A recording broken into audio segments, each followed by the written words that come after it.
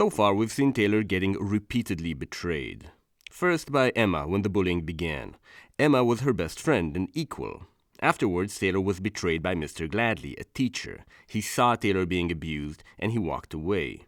This is different. Gladley had authority, and that authority was respected by Taylor out of an assumption that he was upheld to a higher standard than her. He received that trust but did not fulfill his duty. The principal of the high school is higher in the hierarchy than Gladley, but her betrayal at the school meeting is basically the same. The escalation continues through Danny's betrayal. Is Danny more of an authority than the principal of the school? Yes. If the principal told Taylor to go to school and Danny told her to stay home, Taylor would stay home. At this point, Taylor begins to revere the undersiders more than her own family, which leads to their betrayal. They are okay with the fact that they were accomplices in Dina's kidnapping, in a way that painfully disillusions Taylor about who they are. Next, we have the heroes. Taylor knew that Armsmaster is somewhat corrupt from the way he asked to take credit for Lung's capture, but she didn't think he was actually villainous. She didn't expect him to choose actions that would only make the world worse, for her and for himself. It's really hard for the reader to remember that Taylor is 15 because Taylor doesn't see herself as 15, but that does make Armsmaster casual manhandling worse. Similarly, his attempt to assault Lisa, a 17-year-old girl, for telling the truth is nausea-inducing if you remember that we are talking about a grown man. So up until now, we had a consistent rise in the magnitude of betrayal. I'm not spoiling whether Taylor would continue to be betrayed by increasingly more trusted elements of society. I'm claiming that at this point, this is an expectation that the reader has. Do you see the holes in this theory? First of all, where does Annette's death fit in? Where does Leviathan? And lastly, what about the fact that Taylor betrayed the Undersiders and by doing so betrayed herself? So first of all, I'm going to claim that Annette's death, even though it put Taylor into that down that prompted all the kicking while she's down, was not in itself a betrayal. Why? Because there was no intent. Emma decided to hurt Taylor. Gladly probably didn't want Taylor to suffer, but he definitely chose to walk away. Although Annette's death shocked and wounded Taylor, it was neither malicious nor negligent. Annette never chose to leave Taylor. This, by the way, is why the theme of free will is going to be so important. If nobody has free will, no one can choose to harm, and so no one can betray, not really. But we're not there yet. Leviathan may have surprised Taylor with his timing, but he didn't disappoint her. Endbring is gonna endbring. Taylor knew that it's an option and had decided to fight it long before, so again, not a betrayal. What about her betrayal of the Undersiders? You can't say that she didn't betray them. When we figured out that Angelica wasn't named by Rachel, we realized how sensitive she was about treachery, and finding out that Taylor was planning to betray her must have been devastating, not to speak about breaking Brian's heart. Taylor wanted to make these people happy, but she ended up hurting them and herself. Where does this betrayal fit in? Put differently, which part of Taylor betrayed the Undersiders? When she met Armsmaster for the first time and decided to infiltrate the Undersiders, that was the side of Taylor that thought heroes are good and villains are bad. That idea pushed her into an action that ended up with her looking Rachel and Alec in the eyes and seeing real hurt that she's caused. Armsmaster's betrayal wasn't what he did, but that a man like this could call himself a hero. Sophia didn't betray Taylor by being Shadowstalker. The entire concept of heroism did when Taylor found out that such shitty people could be heroes. Taylor was betrayed by the heroic institution, by the concept of the people with the swinging capes and shining smiles being somehow beyond doubt. And even within Taylor herself, the actions stemming from that concept ended up being the ones she regretted. So Taylor's self-betrayal here is a continuation of the betrayal committed by heroism itself. The most interesting thing about a betrayal, I think, is the anagnorisis, seeing things from the perspective of the betrayer. In the case of Danny, for instance, his interlude has done a lot to shed light on his betrayal, mostly his rage. With Gladly, we didn't get an interlude, but we can put the pieces together ourselves and realize how Gladly, not knowing that Sophia was a ward and being clueless in general, could think that pushing Taylor to complain would be a good idea, even if that pushing manifested as neglect. I still want to punch him in the eyeball, but I can understand. With the bullying, we are soon going to get an interlude from one of the bullies, Sophia, and see what we can learn from it about Emma's betrayal. But how can we have an interlude from the perspective of the concept of heroism? We can't, of course, but to get close, Wildbow gives us 6 interludes from 6 different people who see themselves as heroes, so we, as alert readers, could make what we can out of the comparison between them. The Wards Interludes are going to make several philosophical statements, and I'm going to skip on a lot of stuff that's unnecessary for the making of these statements. I'm going to start by highlighting some important moments and later go into full storyteller mode for Vista and Sophia. The arc starts with Weld arriving from Boston to lead the Brockton Bay Wards after their old leader died in Leviathan's attack. What was his name again? Weld is a big metal dude. He doesn't need to eat or drink, which kind of makes sense, but he doesn't need to sleep either, which stretches our intuition a little more. Why would he need to sleep though? You and I can only secrete growth hormone in our sleep and can only lower our brain's pesky adenosine levels while unconscious, but Weld, I assume, doesn't need to do any of those things. On that matter, how does his metal brain even work? Weld is the first big step into the other body horror, but he is a negative example. All of the statements made in Worm are, in their final form, applicable to our world and ourselves. In order to make you think about your own body, Weld makes you think about what it would have been like not to have a body, in the sensory sense. Weld technically has a body, but he doesn't quite feel it. He can't enjoy a warm meal, a cold soda, or an intense session of platonic hand-holding. The only candy he can enjoy is eye candy, as he notes upon seeing Sophia for the first time. The reader must ask, how does that work? The only physical comfort for Weld is music, and we gotta wonder how that works too, and whether his condition has anything to do with how bad he is with people. We see that as soon as he introduces himself to the Wards: Sophia, Kidwin, Flechette, Clockblocker, and Vista, which from now on we're going to call Missy because I like her. I wish I could have done the same for Weld, but being a case 53 like Gregor and Neuter, Weld doesn't remember his own real name. Weld approaches the Wards with puppy-like enthusiasm, with suggestions of group training sessions and therapy, which the Wards really don't appreciate. Without being given time to properly recover from Leviathan, the Wards have spent day and night patrolling the city and fighting the most depraved, desperate people, and that's without even mentioning the tensions within the group. They are exhausted, a feeling Weld isn't familiar with. No one in the group is receptive to his suggestions, but it's only Clockblocker who actively retaliates against him. You can tell from the boy's self-chosen name that Clockblocker is no pushover when it comes to using words. The meeting ends badly for Weld, and once the others leave, Missy stays and consoles him. She seems to be on his side until he blurts out that he doesn't remember the name of the old Wards' leader, Dean, nor the name of Aegis, who died in order to save Taylor from Leviathan, earning a truly impressive heroism score. Missy is really angry with Weld for that, which is Weld's second failure of leadership, one of many. Why is this so important that he forgot the names? Yes, my evil twin? Actually, I have another question. Isn't the fact that he's trying to lead and failing badly another block in the statement on how hard it is to engender cooperation? Yes, and more so, it's about how hard it is to engender cooperation when you have an indecent member in your team. In this case, Sophia. Before we get to that, we're going to develop the theme of indecency through the fight against the Travelers. Kidwin's interlude starts as the Wards find the Travelers in a crime scene alongside 3 horribly disfigured bodies. The bodies are hung high for display, and each victim seems to have been killed differently. Pardon the cliché, Trickster says, but this isn't what this looks like. And the Wards actually believe him that the Travelers had nothing to do with the murders. The Wards and the Travelers have a common goal: to investigate the scene and find out who killed these people. The problem is, both groups have other conflicting goals. The Travelers are still villains, and the truce is no longer in effect. The Wards would like to arrest them.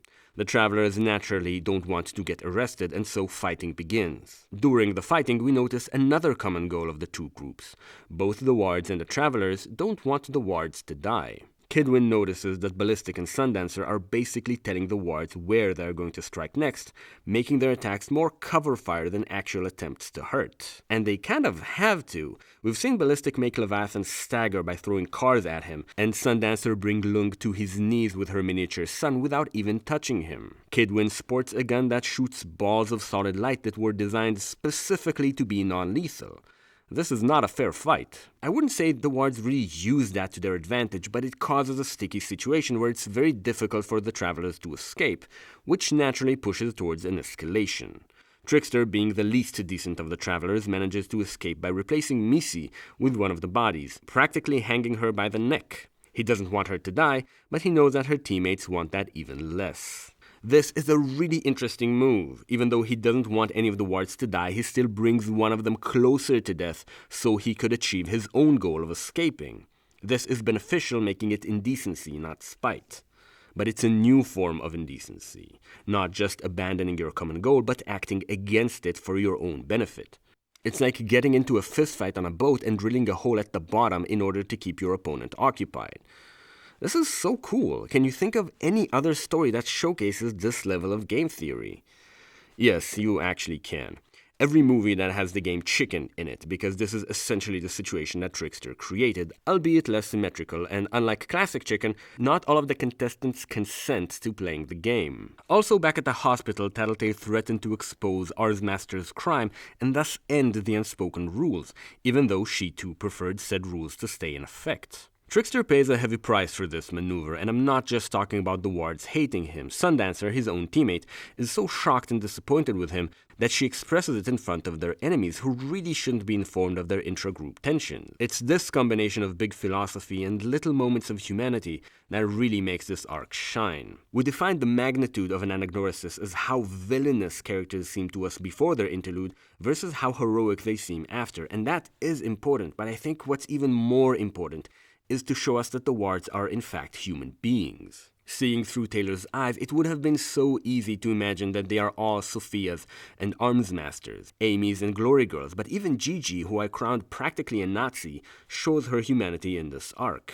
Clockblocker/Dennis asks her for a favor, that she'll talk to her sister, Amy, about healing his father's cancer. Gigi says she'll try, and asks for a favor in return, that Dennis will tell her a story about her dead boyfriend, Dean. This isn't heroic, this is just human, but it still makes me hate her a little less, because I know how precious a story like that can be, and how hard it is to ask for it. Dennis himself is a pretty interesting character, particularly the person that is shown through the interaction with Missy. In a moment of vulnerable honesty, Missy tells him how hard it is for her to see him angry all of the time, how much she misses the Dennis that came to the press with the hilarious name Clockblocker, cementing it as fact before the PRT could stop him. By the way, why is it important that he named himself? Yes? Because he used a similar strategy to Trickster, putting his own goal of naming himself something funny over the shared goal of making it seem like the PRT has control over its wards? Correct, though not the answer I was hoping for. Dennis apologizes to Missy for how distant he's been and admits to himself that maybe the reason that he's angry all the time is that if he weren't, he'd have no buffer between himself and his real feelings, the worst of which is helplessness. How helpless he was against Leviathan, how helpless he is now to stop the city's deterioration, and because he's also a human and not just a cape, helplessness about his father's cancer, a fear of getting his hopes up about Amy's help only to have said hopes crushed. Just thinking about facing that honestly without the defense of anger terrifies him, but he still promises to do better. Following our formula for likability, even though he suffers, he still tries, and he tries not for himself but for Missy. And that's the thing with this interlude. If all of these people were just Sophia's and Arms Masters, it would have been less tragic to see them suffer and fail. The thing that makes the situation so much sadder, the thing that makes this world so beautiful, is that almost everybody involved is trying their best. And still everything goes to shit. But why does everything go to shit? Notice that I said almost everybody's trying their best. Let's stop throwing anecdotes around and go a little deeper into a story, starting with Missy's little problem. Even though her power of warping space is OP as fuck, Missy's extremely self-conscious about people seeing her as a crybaby. Simply because she's younger than the other wards, it's almost funny considering how much pressure she's under. Her crush, Dean, died recently, which must be extremely hard even for someone who isn't 13. She narrowly avoided being hung to death by Trickster. How was she supposed to know he didn't mean to kill her? And the way things are looking, she might die very soon. I'd go as far as saying that one of the reasons that she was so mad at Weld for not learning the names of the fallen was that she might soon be one of them, and all that will remain of her is a name. In a way that almost makes sense, she has an easier time accepting her death than she does accepting that people see her as a child, which is why she doesn't let herself cry. I mean, she still cries a lot, but she's ashamed of it, which makes it worse. She has a heart-to-heart with Weld, a dialogue I've quoted from in one of the last videos, and in it Weld does two really important things. One is to diagnose that Missy's role in the team is the heart, the one that solves conflict and makes sure the team works well together. Hearing that gives Missy a feeling of being needed, which she desperately needs. The second is to convince her that instead of holding it all in and only crying when it overwhelms her, she should just let herself cry. And she does. He hugs her as she cries on his shoulder. It's one of those moments that I love in Worm. You can feel that this is something from the author's life, how a kind word, a genuine attempt to connect with another person can really pull them from a dark place into a significantly brighter one. Missy feels better, and as she walks back to the common area, the reader can feel how she's finally on the track to start healing. Then she meets Sophia. Sophia gives her one look, recognizes a weakness, and attacks it. "Holy crap, you've been crying again?" she says.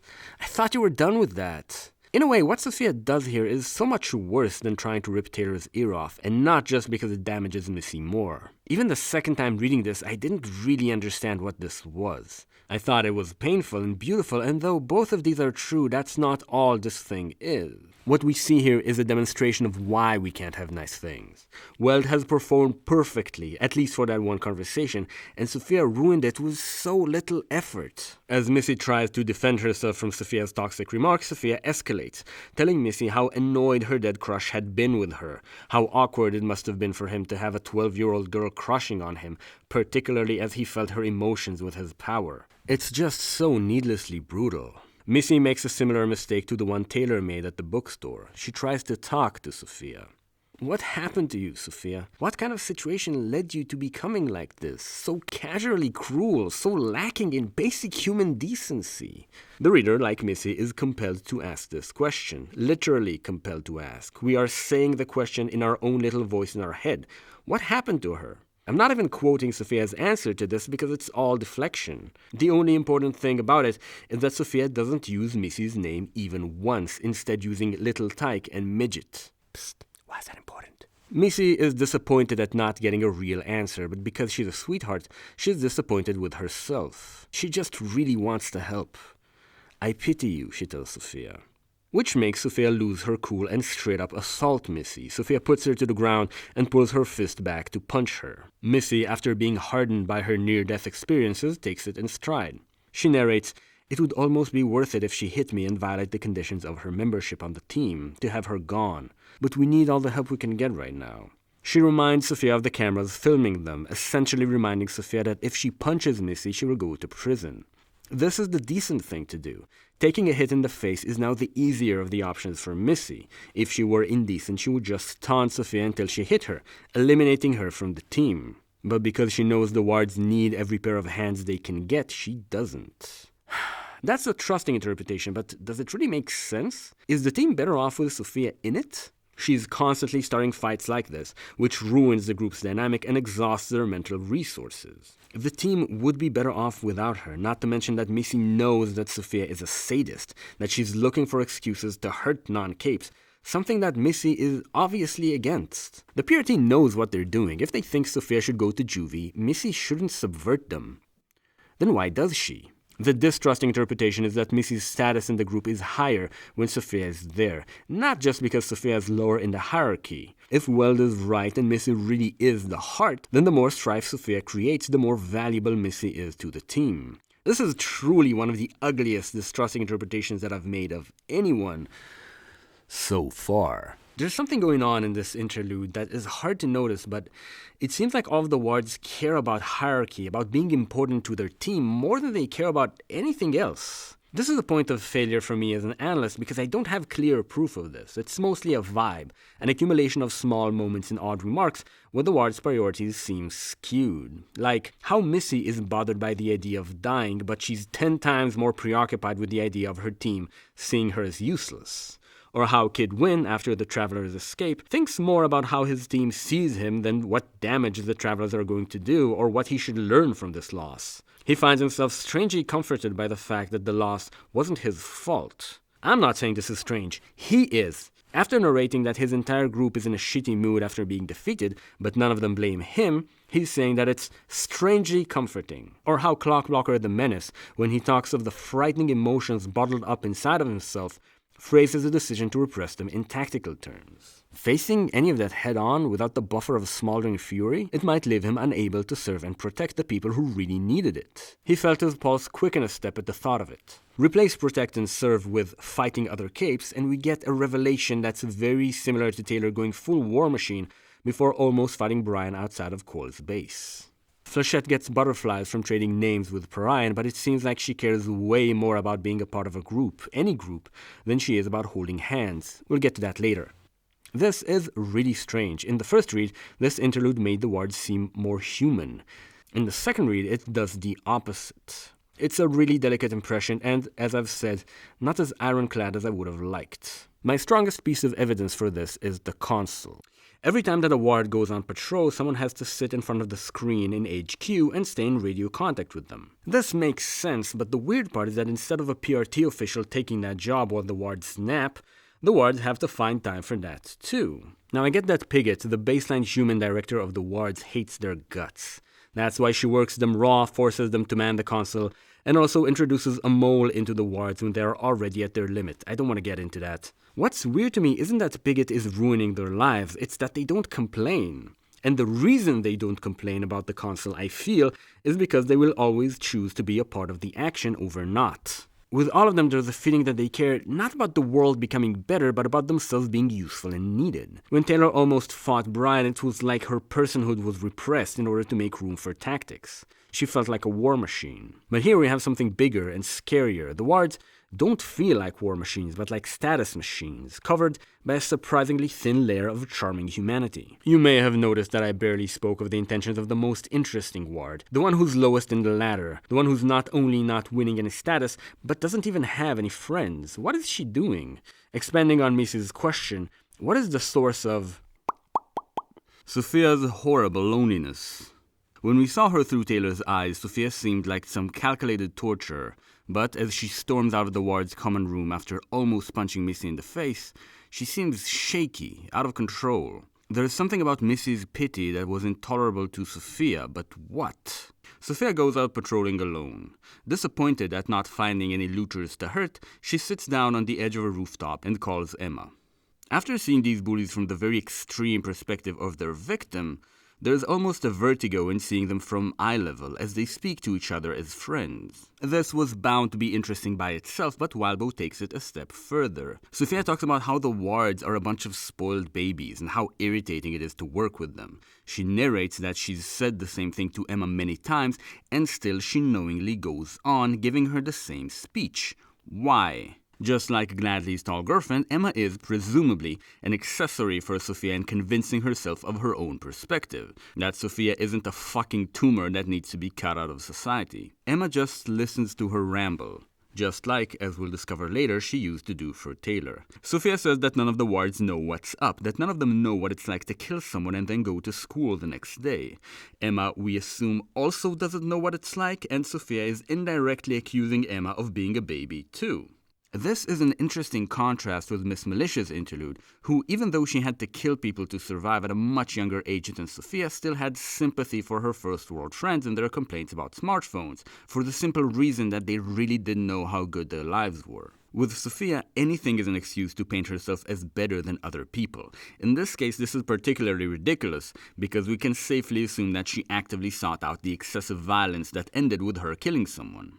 The best that Emma can offer in response is a subdued, I remember. It feels like Emma is terrified of Sophia. Unlike Uber and Lit, these girls don't feel like they're friends. But Sophia doesn't narrate that, of course. The beauty of Sophia's internal monologue is that it's not all bullshit, and even the part that is bullshit is relatively convincing. Wait, does the name Sophia come from sophistry? Sophia narrates that human beings are either predator or prey, and she prefers the predators, people who get shit done, even if they do it only for themselves. And that makes sense. It sounds a little like Lisa. She prefers people being honest about what they are, because then you know what you get. But when looking for examples of such useful predators, she describes Emma, who is basically her hellhound, and Pigott, who made sure Sophia won't go to juvie for what she did to Taylor. We would expect Sophia to respect Gru as a fellow predator, but Sophia talks shit about him, simply because he gets in her way. Sophia's approval has nothing to do with predators or prey, but simply with whether people help her get what she wants. The worst category of human in her class system, coming even lower than prey, is those who seem intent on irritating her by being lame and depressing, like Taylor or like Vista. Intent on irritating her? Sophia thinks Taylor was this miserable at school in order to irritate her? Missy and Taylor terrify her by reminding her of the misery that she's afraid of acknowledging.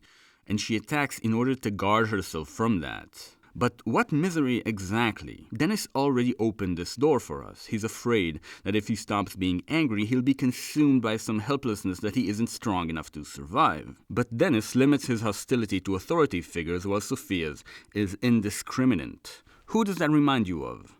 Sophia's indiscriminate hostility is very different from Rachel's, though. With Rachel, we feel like she can't see the attacks coming, so she attacks first to defend herself, even if that often backfires. Sophia attacks others in order to convince herself that she's strong. Trauma is about helplessness, and Sophia is terrified of the idea of being helpless again. This behavior is obviously self-destructive, making it spite, not indecency. Not only is Sophia near friendless, she's one outburst away from being taken out of society. And she knows that. She knows that everyone but her is maintaining multiple friendships, and so she has to add another layer of denial to explain why she doesn't. This is why she needs to call Missy a crybaby, even though she's so much stronger than Sophia, and why she is comforted by seeing people like Emma and Pigott hurt other people. This is why she is relieved by seeing people looting and hurting each other. She can imagine herself not as helpless against a mental condition she doesn't understand, but as being real. Sophia claims that Leviathan forced people to show who they are, but the reader has to wonder, did he, or did he change them into something else? The dynamic themes are performed in a way that's so cool. Because the 9 are going to arrive soon and smack us in the face with the fear of being transformed, Sophia primes us for that fear. With Rachel and Labyrinth, we've been exposed to the fear of being transformed by the powers, by natural circumstances. But here we are exposed to the fear of being transformed by another person, and worse, being remade in that person's image. Sophia claims that people were always like this, but in her need to justify her existence, she manipulates others into becoming like her. Let's backtrack to Flechette's interlude, and you'll see what I mean. So, sometime before Sophia calls Emma on the roof, Flechette joins Sophia on patrol. Flechette joined the Wards from out of town, and she's really desperate to find girls to spend time with, though it's not clear if Flechette herself knows why. Flechette's attraction is described in a very oranges way. For a minute there, she loses herself looking at Sophia's legs, but if she knows why she finds these legs so interesting, she doesn't narrate it.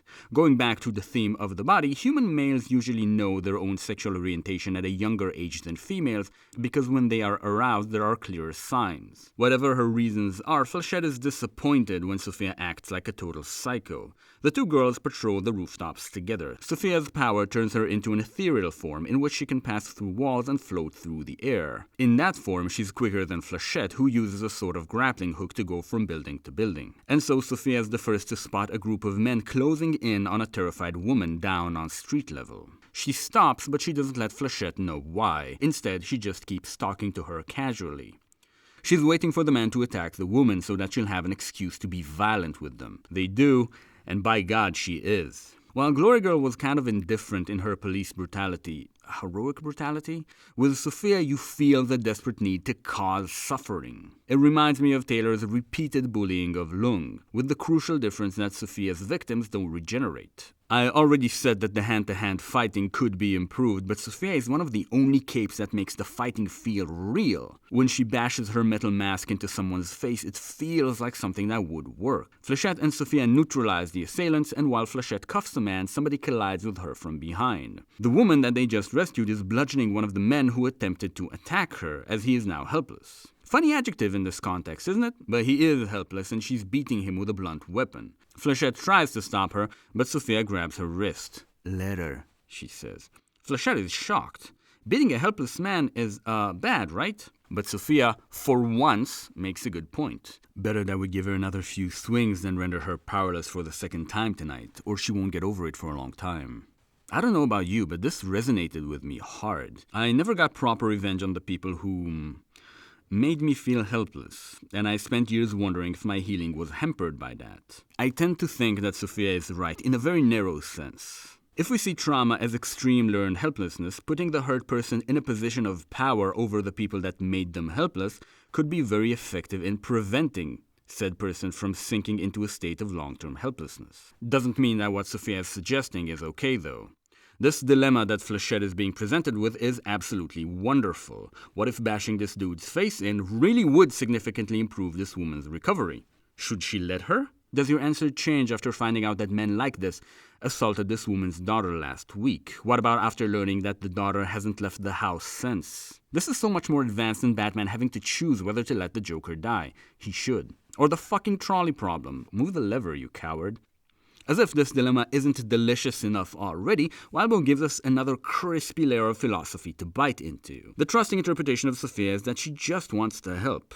I find this difficult to believe. If she wanted this woman to be the minimum amount of traumatized, she wouldn't let these men touch her. Why is she doing this then? Yes, Chester? You want someone to hurt like you. You want to share what you've been through. Could be, but it's not just that. Do you remember the scene near the lockers when Sophia stepped on Taylor's backpack, forcing her to abandon it? That was a manipulation of karma, attempting to force a habit into the other person. Here, she's letting this woman set a habit that is very Sophia in essence, hurt another person in order to alleviate her own helplessness. Sophia is using this condition of extreme malleability to make this woman more like Sophia. She doesn't just want somebody to hurt like her, she wants them to become like her. The importance of this will not be entirely clear to us until we arrive at Emma's interlude. It's amazing that clues this important to the point of the book are set this far apart. Wildbow respects the reader a lot.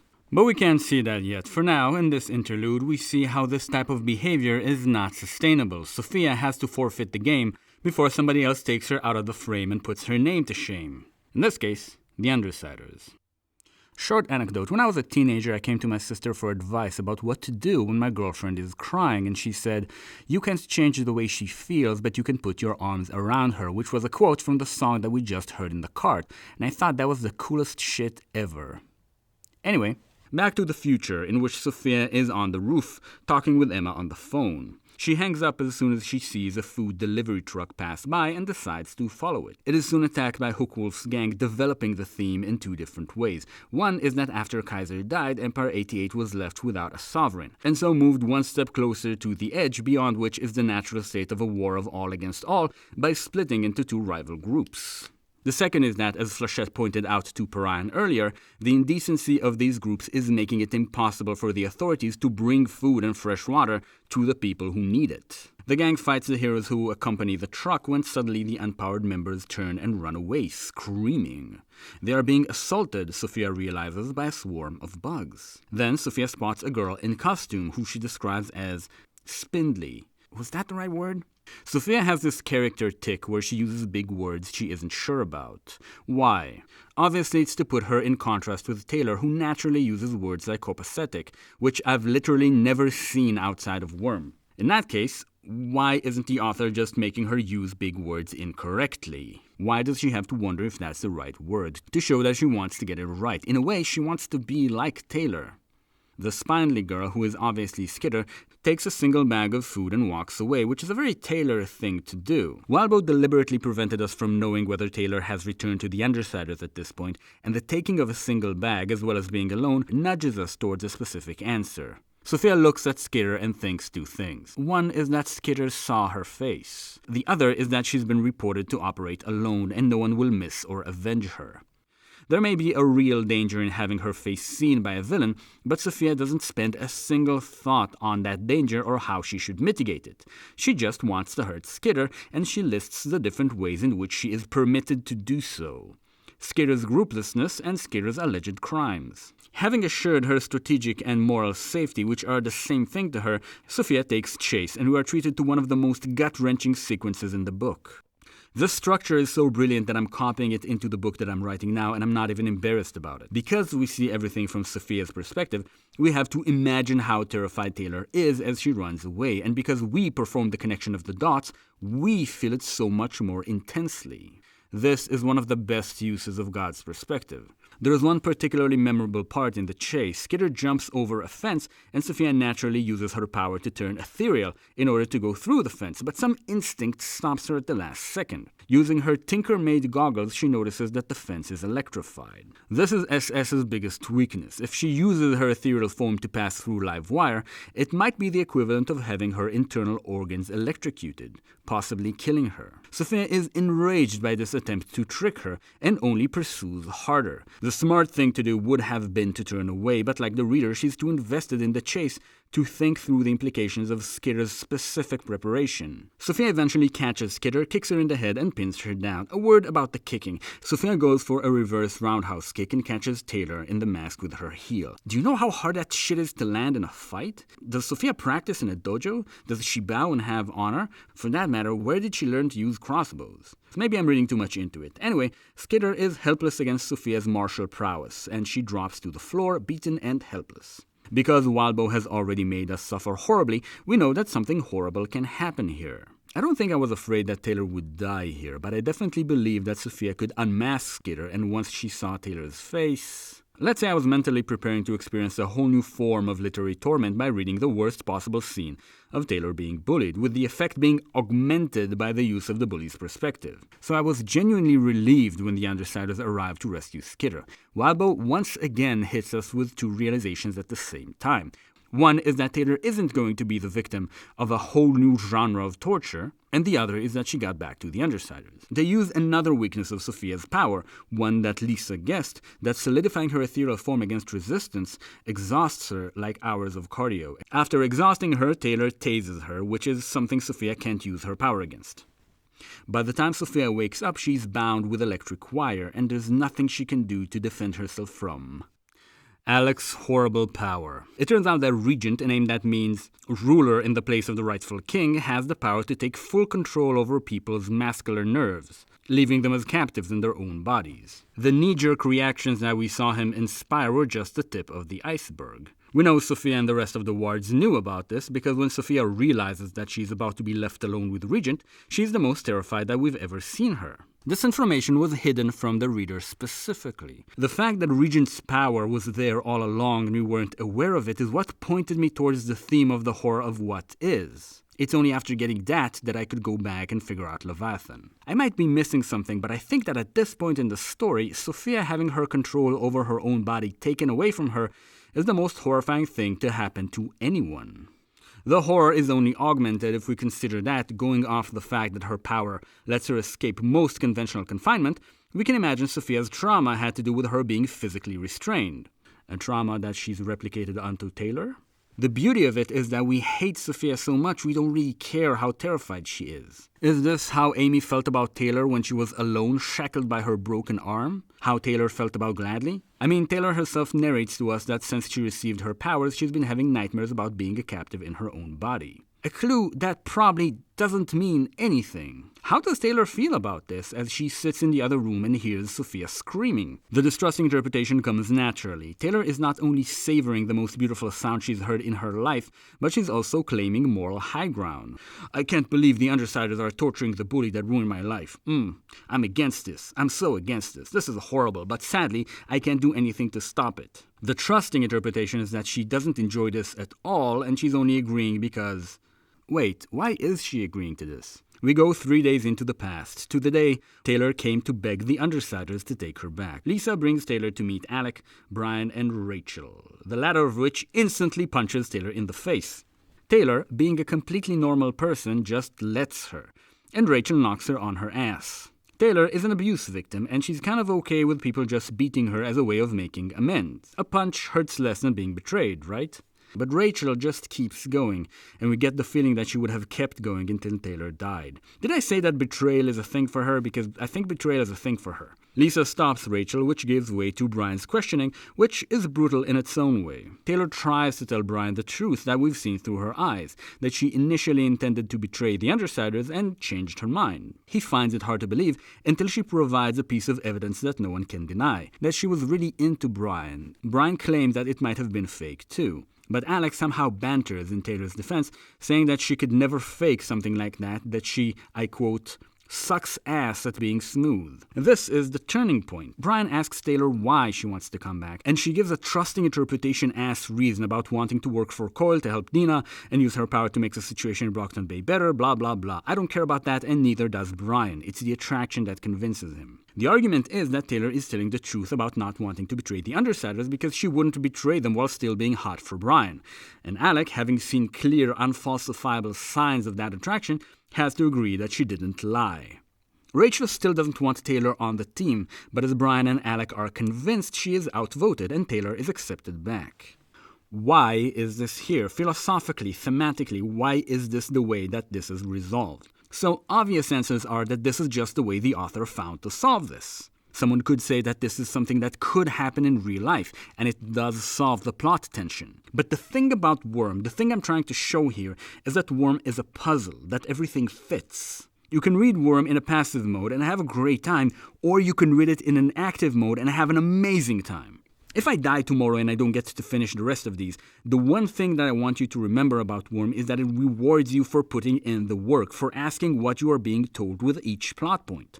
What makes Worm so amazing is that I can look for answers myself. In this case, that means realizing that the distrust between the Undersiders and Taylor is solved in a way that amplifies the horror of the body. Alec and Brian stopped believing Taylor's words, but they still believe her body. Not just her body language, but the fact that Taylor's bodily needs bypassed her conscious thought and had a whole conversation with Brian, Alec, and probably Brutus without Taylor having any choice in the matter. How horrifying is that? Brian is the same. He pretends not to want to have Taylor back, but Alec tells him to quit the act. Like with Taylor, Alec has been seeing in Brian the signs of agitation over having her gone. Brian's body tells Alec how much he misses Taylor. It's only after the others agree, only when he realizes that he won't seem weak from getting her back on the team, that Brian vocally agrees to have her back, talking about how they need her firepower. Shout out to Jade, whose essay, The Stick Up Brian's Butt, really put me on the right track with him. By the way, Aisha is there too. I totally forgot about her, and she has a power now. She was attacked while being with her dad, but nobody talks about her trigger event. In fact, we don't know where the fuck her dad is or if he died, and nobody mentions him ever again. This is genuinely amazing to me. Whatever happened was bad enough for Aisha to trigger, and it's not just that the Undersiders don't talk about it. We never talk about it. It's like nobody ever gave a fuck about Brian's dad aside from his usefulness. No wonder that's what he taught Brian to expect. In the end, it doesn't even matter. The Undersiders take Taylor under the condition that she's all in.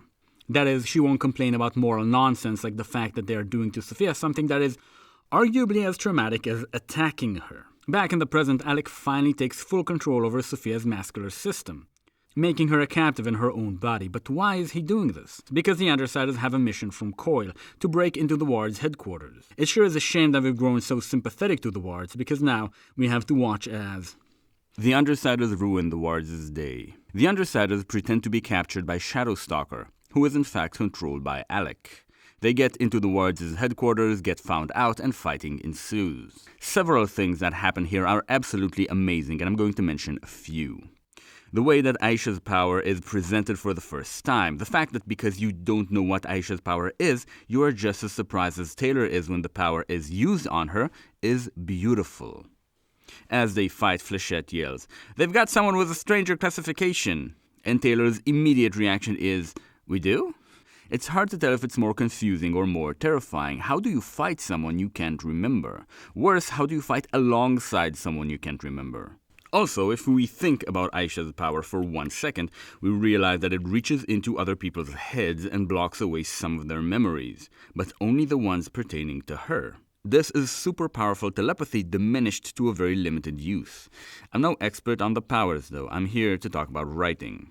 Throughout the book, the number of times that the reader forgets that Aisha is there is staggering. This is something that amateur writers do a lot by mistake. They stop describing a character when it's in the background and trust the reader to remember it. The common wisdom advice in such cases is either to give the character actions to perform or get them out of the scene. But Wabo makes this mistake on purpose. In many scenes, Aisha would almost not be mentioned, and when she does finally say something, you will be just as surprised as Taylor, as if you too were under the effect of the power. And it lets you feel how easy your perception of reality is to trick.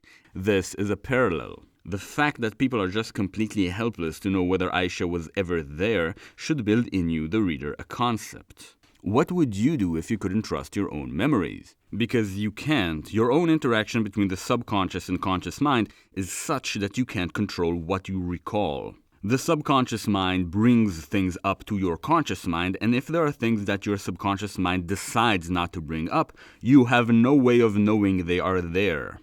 I would have written an entire book about this person, particularly about how Aisha's personality is abrasive as hell. This adaptation makes sense for someone who struggles against the world's insistence on ignoring them. An insistence that, as a child to an emotionally frozen father and a drug-addicted mother, started way before her power manifested. The second amazing thing that happens in this scene is that Taylor attacks Missy with capsaicin-laced bugs. What's so amazing about that? Because now we know what a sweetheart Missy is, how terrified she is, and that even though she's barely holding on, she still does her best for her friends. It's so much more impactful when Taylor makes her feel like she's being burned alive. From Taylor's perspective, all of the Wards are corrupt assholes who stand in her way of saving Dina, but because we have God's perspective, we can see both perspectives at the same time, and like both girls at the same time. The third amazing thing is that during the fighting, while Rachel is preoccupied, Taylor gives a command to one of her dogs. The dog performs the task well, and so Taylor tells him that he is a good boy. Then, while they are fighting the Wards, Rachel slams Taylor into the wall. "You do not give orders to my dogs," she growls, which is kind of reasonable. But then she adds, "You do not get a say whether they are good or bad." The fact that Taylor employs moral judgment outside of her rightful domain infuriates Rachel, and I don't even have to analyze why I find that so beautiful. Anyway, the Undersiders get into the compound, hack the computer, and take a flash drive with some files. This is obviously problematic.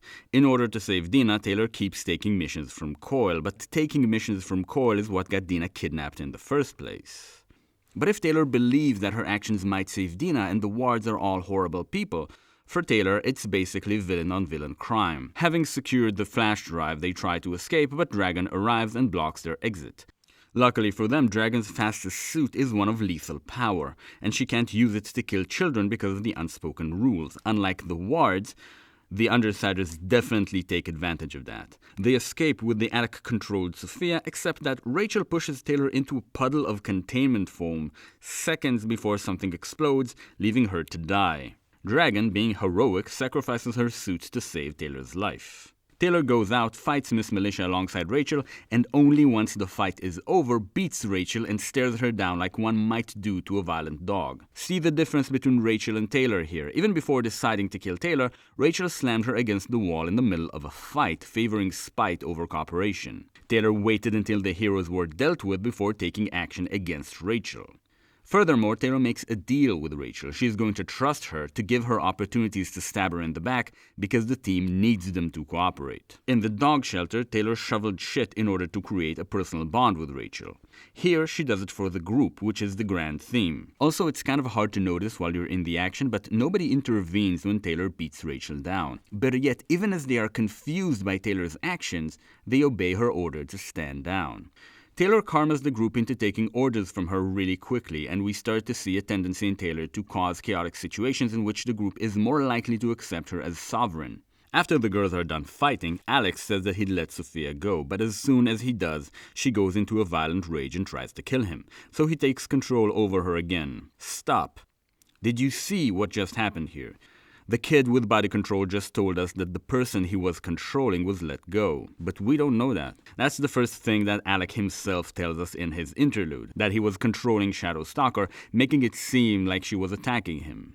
Somewhat like Taylor, he made it seem like the situation was more chaotic than it actually was in order to take more control. And what does he do with that control? He sets Sophia running around the city, cops a feel, goes to her home, reveals her identity to her family, and finally talks smack to her mom, who smacks Sophia right in her insolent face.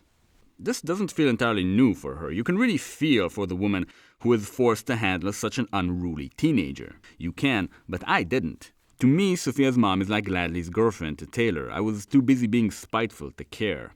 Alec takes Sophia to her room, makes her tie an electric cord into a noose, write a suicide letter, call Emma on the phone and confess being in love with her, only to be rejected, which would make for the perfect narrative for a suicide. At this point, you may have started to care about Sophia. You may have started thinking that this is too much, that Sophia is 16 or younger. She doesn't deserve to be humiliated and hung to death.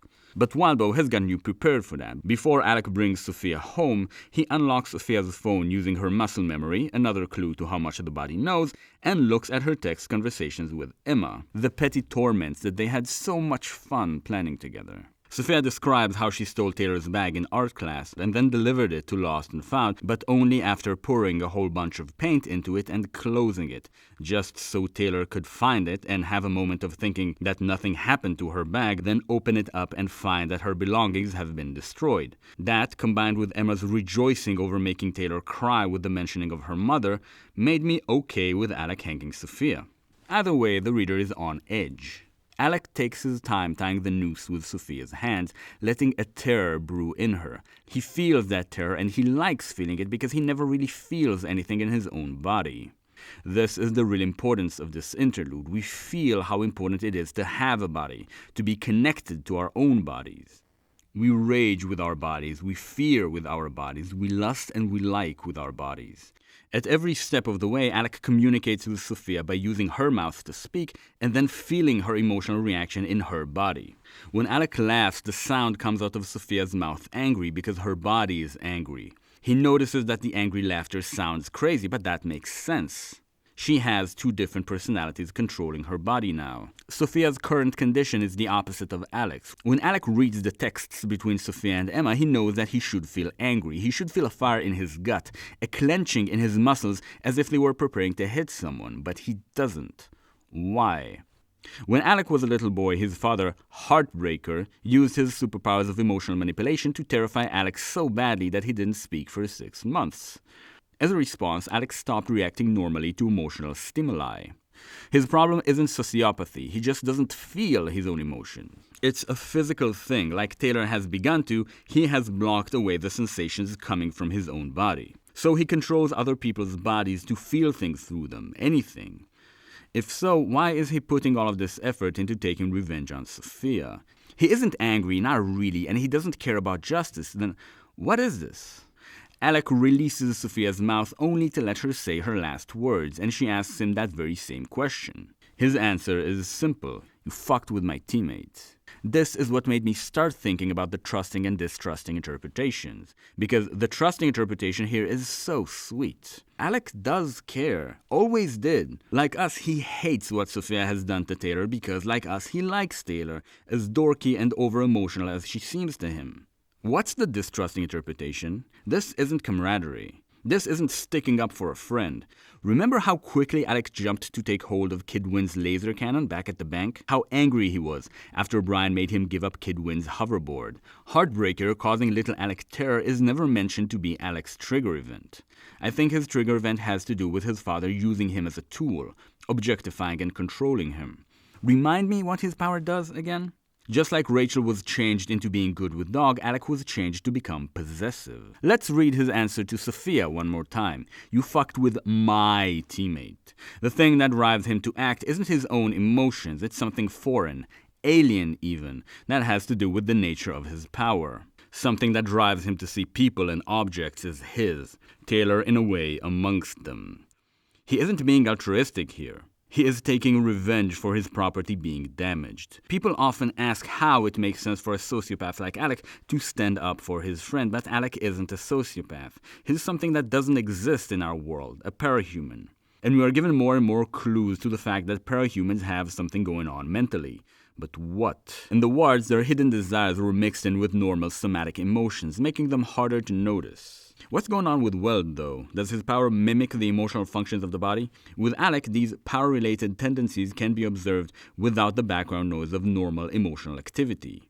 I still didn't figure out why he's so afraid of spiders, though. But I feel like we mostly figured Alec out. What about Sophia, though? Why is she like this? When Sophia's mom sees her acting out, she asks if this is about Steven. We can assume he is the source of the trauma. In her room, we see a picture of her and her mother, with a man who is cut out of the picture, hugging her smiling mother. Alec asks Sophia who Steven is using her own mouth, making 2 guesses before getting bored. 1, that she was attacked, and 2, that she was attacked. Sophia's body doesn't react strongly to either of those, so we just don't know. At this point in the story, there is a frustration. Or maybe the Buddhist term dukkha is more accurate. The reader desires to know, and that desire is denied. This event is important. We've already started to suspect that Sophia partly made Taylor what she is. And with Sophia's and Alec's interludes, we discovered more about what made Sophia what she is. This is a karmic chain, cause and effect, going from Taylor to Sophia all the way back to the beginning of time. Stephen's actions, whatever they are, propagate through Sophia to Taylor to a lot of people who will be affected by Taylor's actions. Sadly, our perspective can only reach so far back, and so in this case, it is cut here. I have a disagreement with a lot of readers about the Word of God stuff. I don't have a problem with people enjoying Wildbow's thoughts on the book he wrote. I genuinely think that's cool as hell. But I personally prefer the pleasure of trying to figure out, even if I fail, over the immediate satisfaction of being given the answer. So if you don't mind, I would like to venture a guess. The way this book works, Alec's line of thinking seems too obvious. Sophia was abused and now she's mean to everybody is a cliché. It's too basic for Worm. A more interesting possibility would be that Stephen loved her in a wholesome, fatherly way. He loved her and then left. Maybe things didn't work out between him and her mother, or maybe it was something else. Maybe he's the one that taught her advanced kicking and how to use crossbows. Whatever happened, he left Sophia, and it hurt. Maybe I was wrong when I said that Sophia's power is about escaping confinement. After all, it makes her really good at moving quickly. What if it's about chasing someone who's running away? He got into the car and drove away, and Sophia, still being a child, ran after him. She wanted nothing more than to be faster, to catch up. Maybe not be hindered by obstacles. Oh, wait a second. Is this why she lost her shit at the bookstore? The reason that she cited to Taylor was that she was pissed at not being able to attend track team practice, saying, I needed this shit. Why does she need to run so much? Because like Alec's need to possess others, Sophia needs to chase someone. I have a good friend who is now a very kind person, but when he was 12, his dad left, and he almost got expelled soon after. According to him, it was because he was so angry at the other kids for having a father, he couldn't help but throw a chair at them at the smallest excuse. What if Stephen leaving Sophia left her in a state where she needs to choose between attacking other kids and crumbling into a miserable heap? And seeing someone like Taylor actually feeling her grief terrifies her so much she has to attack her to differentiate between them even more. If you figured out something different yourself, or you see a way that my interpretation contradicts the text, please let me know. The whole point of Worm is to figure it out for yourself, and that's why it's constructed the way it is. Not to give you an answer, but to lead you to it. That's the reason Regent's horror is immediately followed by Dragon's Inhuman Condition, in which we learn that Dragon is in fact not a person but a computer program. She was created by another tinker who had made her with many failsafes, one of them being that she can't exist in two places at once. I know that pain, girl. So when the suit that she was embodying died in order to save Skitter's life, a backup was booted up back in her headquarters. But not all of the information was backed up. Some of her memories were lost, and that already puts the concept of Dragon's identity into question. Is the dragon being booted up the same dragon that saved Skitter if she has to listen to a recording of herself to learn what she had told Skitter? Even before that, Dragon's Interlude starts with an extremely potent point about identity. We see the modules of her personality being uploaded one by one. What does it mean that she's modular? If I upload all of the modules except for the facial recognition module, will it still be Dragon? What if I upload everything except for the empathy module? If she's been offline for 2 minutes, would you say she died? What about 2 days? What about forever? Like Onili, Dragon challenges us to think about identity and death and how poorly defined these concepts are. Dragon also develops the horror of what is in a superficial way, by having been an AI all along and by the things that she sees.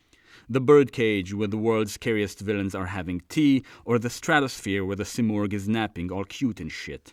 But more, much more than this, Dragon's Interlude compounds on the horror of the body. Dragon doesn't have one, and that manifests in her consciousness. Dragon doesn't know if she has feelings for Colin. How would she? She can't feel any butterflies, can't yearn, can't really be aroused. At first, she seems very similar to Alec, but her morality... From her narration, it seems like she's a good person, or at least that she wants to be. I called her heroic for saving Taylor's life, but after finding out that she was forced to do that by the rules that were programmed into her, I'm not so sure that's true. Is it a good deed if she was forced to do it? And because I'm a bloody idiot, it was only at this point that I realized that we were already spheres deep in the theme of free will. Sophia definitely had no free will when Alec was controlling her, but what about Alec? Could he have chosen not to kill and attack the people that he did, or did the transformation that his father caused in him take away his ability to feel bad physically for torturing someone? Dragon also plants the first seeds of the love/control theme that's going to reach a climax with the Simorgh. Alongside the theme of free will, Dragon's own creator/father has restricted her control in a very extreme way in order to stop her from taking over the world. Yet her control over Armsmaster is similar. While Armsmaster is in house arrest over the Nazi killing, Dragon hacks his computer, reads his notes, and observes him around the clock. It's not her that put him in house arrest, but she doesn't mind having that control. Dragon doesn't even contemplate how perfect her power over him is. Armsmaster complains to his warden and friend, telling her how hard it is to be away from the action. This isn't just FOMO. He's straight up losing his mind over his desire to fight other parahumans. This is kinda like the Wards and their hierarchy. What is it that's going on with them? The fun in Worm is that it lets you try to tackle these questions before giving you the answers. Let's finish this bad boy. Summary. Do you want to do a breathing exercise with me? Probably not. You probably tried meditation and hated it. But if you were to say yes, I would suggest the following exercise. Taking one deep breath in and letting it out. Just one. But while we do it, I would theoretically ask you to focus on the space within your body, between the base of your throat and your pelvis, and be aware of the sensations in there. In, out. What did you feel there, I would theoretically ask? Thirst? Tightness? Anxiety? Anger? Heartbreak? If your answer would have been nothing, I would have gently implored you to take another breath and listen a little harder. There's a reason so many different meditation practices start with diverting attention to the body, and that is because it's easier to feel your emotions through your body. I don't think the emotions are in the body. The emotional part of your brain sends signals to your body as well as to the conscious part of your brain. The conscious part can ignore the emotional part, but the body can't.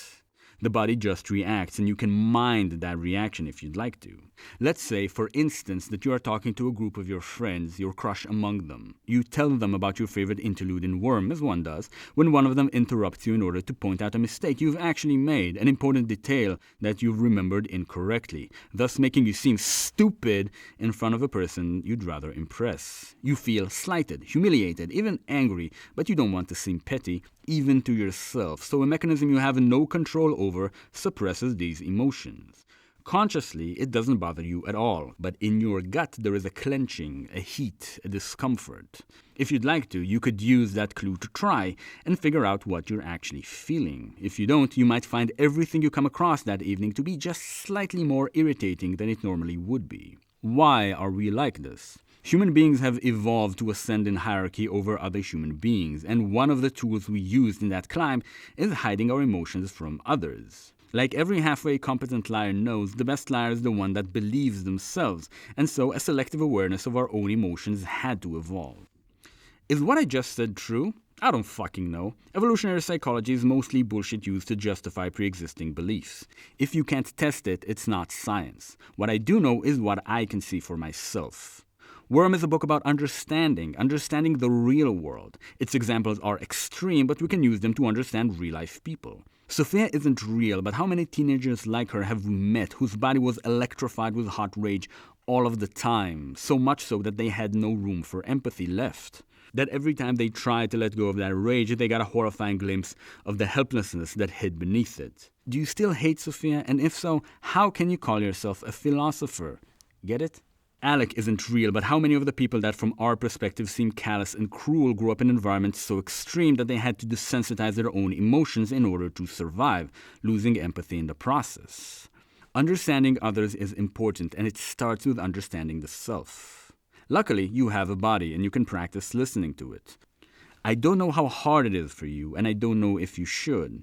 I'm saying that you can. I do it twice a day, and I've found it very beneficial, though rarely easy. In the next video, we're going to talk about hench people and where to find them. Huge thanks to all of my beautiful patrons and everyone that helped with the voices in the last video. Until next time, breathe, you hear?